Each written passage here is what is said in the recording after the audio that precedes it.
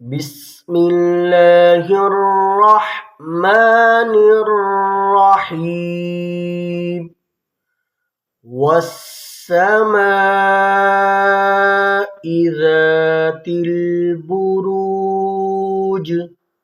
واليوم الموعود وشاهد ومشهود